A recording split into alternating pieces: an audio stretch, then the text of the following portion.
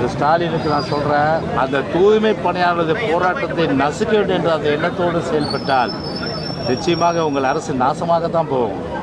கண்டிப்பாக அவங்களோட சாபம் இன்னைக்கு நிச்சயமாக நிறைவேறும். இன்னைக்கு சாபம் விடுறதுன்னு தாண்டி அவர் இப்ப எலெக்ஷனுக்காக வெளியில பேசுறது. கடந்த அதிமுக ஆட்சியில 10 மண்டலங்களை பிரைவேடைஸ் பண்ணாங்க. அப்ப எங்க போச்சு? அப்ப ஏன் குரல் கொடுக்கல? அப்ப ஏன் இந்த அநீதியை தடுக்கல? 10 மண்டலங்கள் பண்றதுக்கோ 2 மண்டலங்களுக்கு பண்றதோ ஒன்னா? அப்ப குரல் கொடுத்திருக்கலாமே. அப்ப குரல் கொடுக்காம இப்ப குரல் கொடுக்குதே அரசியல் பண்றாங்களா? தூய்மை பணியாளர்கள் விட அவங்க அங்க இருந்தாலும் தொடர்ந்து அவர்களிடம் மாநகராட்சி சார்பாக கலந்துரையாடிட்டு இருக்கோம். நேரடியா அவங்களை கூப்பிட்டு பேசிட்டு இருக்கோம்.